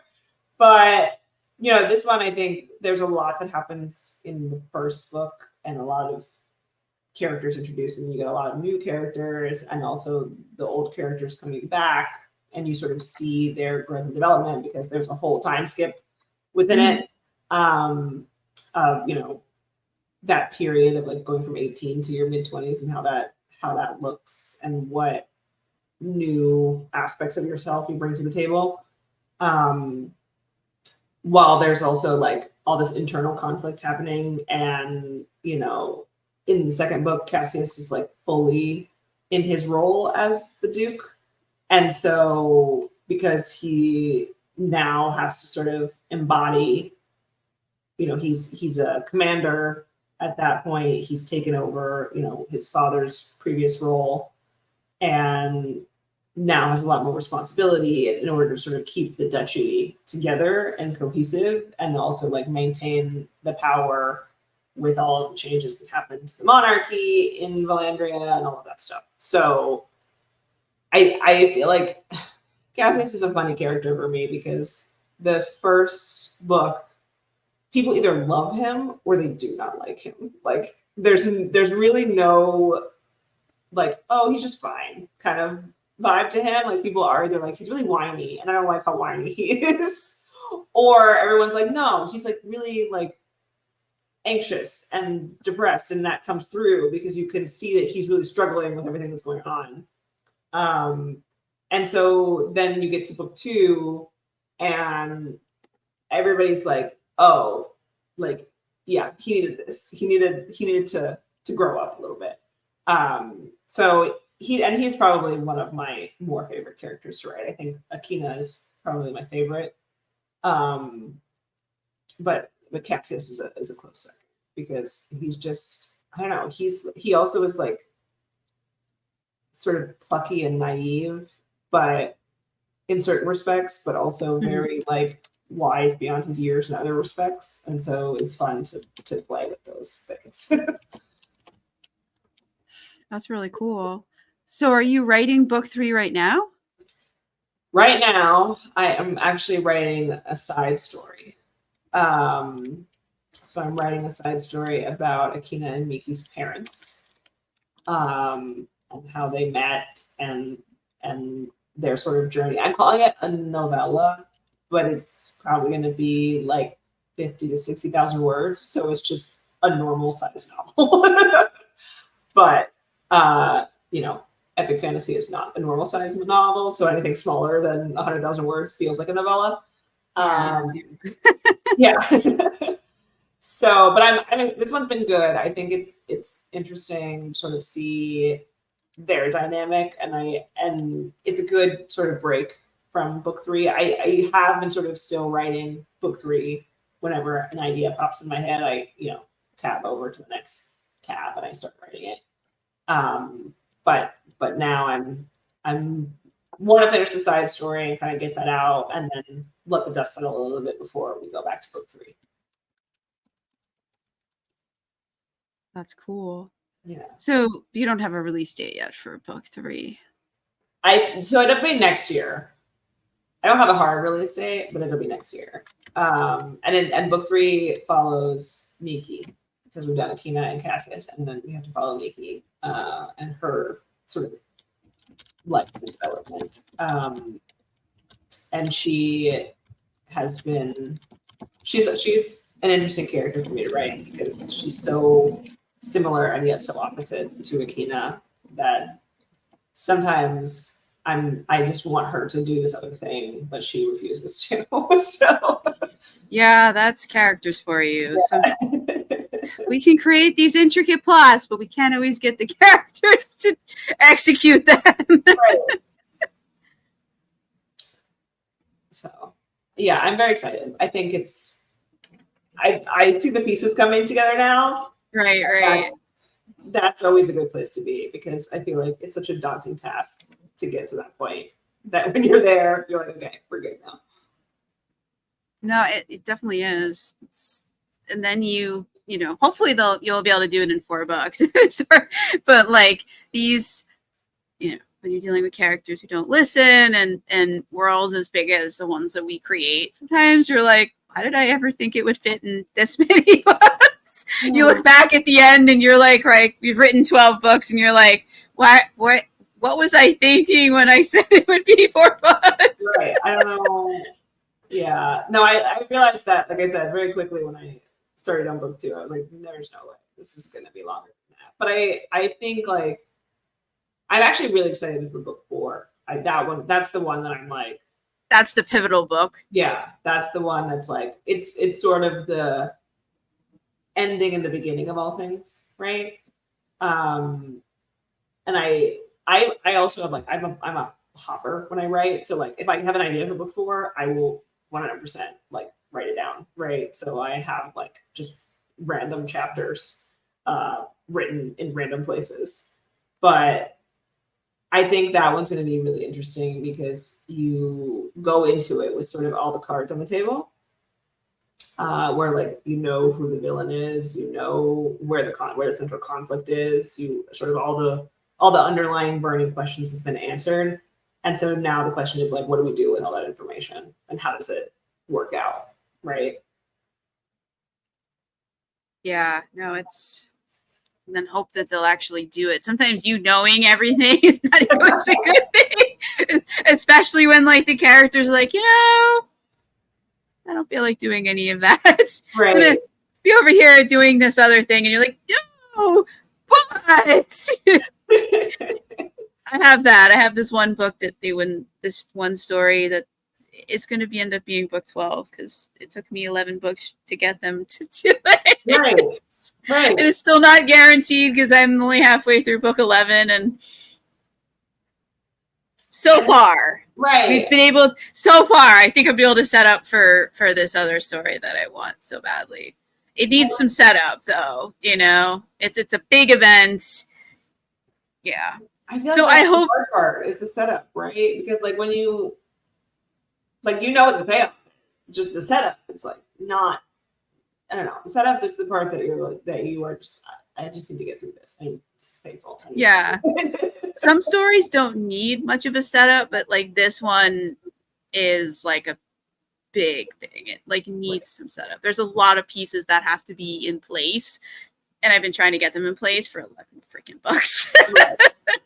And they're all like, no, I don't feel like it. I'm gonna be over here doing this other thing. Like, no, I want to do this. Right. I had this idea like more than a decade ago. Please. No, it's about 12 or 13 years ago now. And I'm like, can we please just do this? No. Just one story, and then you can do whatever you want. I don't care. You know? No. That's the problem, right? Is that like when you get to the point where you're like, okay, do whatever you want, I don't care, then it's a struggle because you know what you want to happen. You just have to get there. And like getting there is fun. Yeah. But then once it's over, it's like, okay, how much more do I have from these characters? Because we got to the point that I wanted to get to. Oh, there's like a whole thing that they haven't gotten. There's a bunch of stories that I wanted to do that they haven't let me do. So there's a bunch more things that they've just been avoiding that like I don't understand why they're avoiding it. These will be fun stories. I mean, they may not enjoy everything that happens in there, but I think readers will really enjoy the stories. I don't know. I mean, it's the balance. Like everything in life, it's the balance. It's fine. Yeah, and there'll be some really good stuff that comes out of it for the characters. Right. They may have to run away from some sticky situations, but hey, that's all part of the fun, you know? If there's no sticky situation, then have you really lived life? That's true. That's so true. If you're not avoiding death constantly. Yeah, I mean, I do the occasional cozier story to give them a break. Right. You know, and myself and readers too, because sometimes you want to tell a smaller scale story and let them have a little bit of rest, but still be a fun tale. Because sometimes there are smaller things that like you just, you know, they can't always be saving the world. Sometimes they have to like, save the city from something, or deal with like a difficult situation, or learn how to use their magic properly so they don't destroy the city by accident. Like there's other types, like you said earlier, like there's different types of like stories you can do with epic fantasy. And like not everything has to be big world ending conflicts. Those are fun, but sometimes you can have just as much fun with like, like during the last world ending crisis, some magical artifact went missing and you got to track it down to see. That can be a really fun story, and those are important too. You got to keep track of those magic artifacts, right?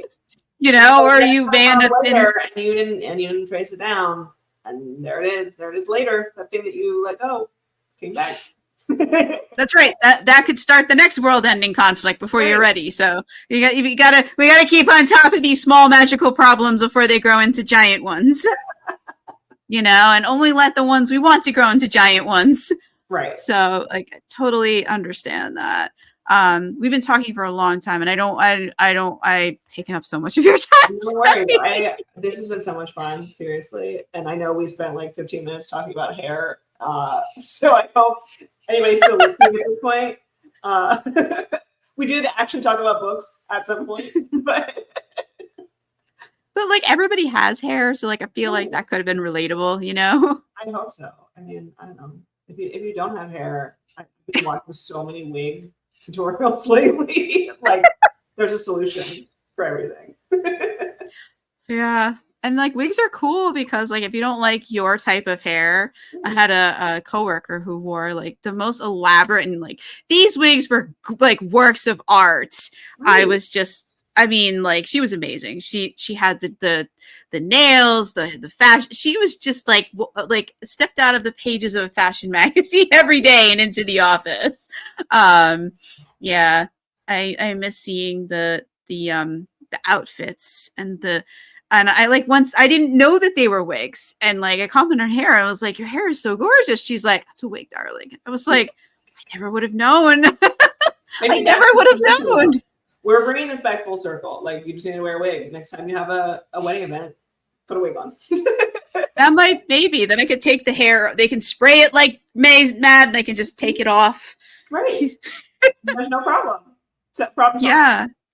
Yeah, that could really work. I will have to look into that. Because they always seem to try to want to like make it curly, and my hair is just, doesn't really want to wave in the direction they want it to wave. Right. Yeah.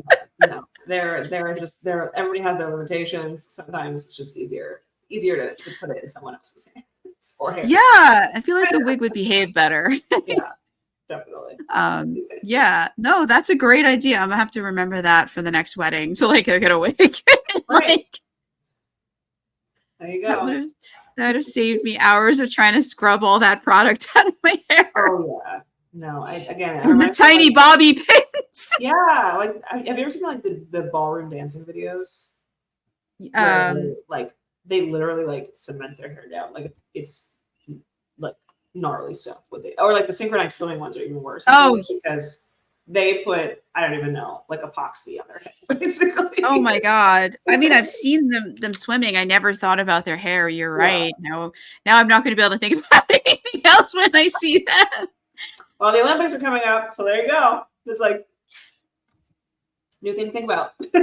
Yeah, I'll have to take note of her hair. That is interesting though, because like, and that's, we can use that knowledge in our fantasy world, and like, okay, what are my girls doing? I generally just have them braid it to get it out of the way, but like, what else are they gonna do? We can end on this note, but like, we could talk about the fact that women in fantasy are not fighting with their hair down. I do not like. I will fight anybody that says that that's a thing, because if you have long hair, you are not fighting with your hair down. Like, as my first chapter evidences, that's a terrible idea. Like, it's not happening. So if you're writing a woman in fantasy and she's in a fight scene, if it's not an impromptu fight scene where she absolutely cannot tie her hair up, like her hair had better be tied up. Yeah. I mean, unless she's, warrior princess, or like, an immortal being who's like not playing on like normal like rules where gravity doesn't have an effect on them and their hair can magically stay out of their, or they have some kind of magic that keeps their hair out of their face. They got to do something with the hair. Yeah, no, I want the Incredibles logic of like, you can't have a cape, because if you have a cape, it's going to get stuck in a jet engine. I want that to apply to hair. Yeah. I have like one of my girls in one of my series has long hair, and like it's braided back for things, but her hair is like mine. So by the end of the fight, like it was braided at the beginning. By the end, it's mostly out. And it's all in the fit, and she's just like, having to shove the strands that have escaped, which is quite a few at that point, out of the way. Because like some hair types you can put back and they stay back without any sort of product. Some hair does not obey those rules. I cursed her with hair like mine that like, unless you cement it in place, it's in your face. Yeah. Yeah. So she usually has to find like, a get away from the fight for a moment to re-braid it, or pull it back, do something, because it's in her face again. Right. We need to introduce claw clips. Yeah, she doesn't have that. It's a medieval type setting. Like, she doesn't have that. So, but like if you ever tried to tie like a ribbon or something around, like if your hair is fine and you're tying it with a ribbon, which is itself slippery material, like it's not staying. Like, not for very long. It's gonna just slide right on through. Right. Unless it's glued to, like, literally glued to it. It needs something with texture. But then, like, you have to, if it's something with texture that the hair would catch on, then you'd have, like, it'd be painful because we'd be pulling the roots. Right. But that would keep it in. Yeah. Got to think about people's hair. You do. It's a relevant part of storytelling. It is. It is. And now I need a character. Yeah. And now I need a character with, like, super hair who can, like, throw people around. Right. I actually have a character I think that would work for her. Well, there you go. We just We just created a new segue for you. But she's already like too powerful. Like, do I really want to give her like hair that can throw people? She can change into a dragon. I don't know that we want to give her anything else. She can see the future. I mean, I think the hair thing would be perfect. The hair is just an extension of the scales. I'll have to run a poll and see what people think. She's a popular character. So yeah, is there anything else you want to say about Lightning and Embers, Blazing Sun? I don't think did you say the title of the others? So do they have titles? So the third book will have a title. It will be the Obsidian Order. So that one, it will be out, like I said, next year. I think I have a title for the side story. I think the side story, don't quote me on this, but I think it will be Malignant. But yeah, no, if you want to sign up for my newsletter and catch up on all the random things that I send out weekly / bi-weekly, whenever I feel like it. So if you are interested in that, you can sign up on my website. It's ebrepetobooks.com. I also occasionally, send out beta requests, ARCs. I do some giveaways every now and then. You can follow me on all of the social media platforms that exist, meaning Instagram and Facebook. Those are the only ones that exist to me. And That's fair. Yeah. Oh, and Discord. I have a Discord as well. I have links to all those in my website, so you can find me there too. I love to chat about my books and about life and everything else. So feel free to find me there too. And you can check the show notes description. There's links to her newsletter and some of the social media sites.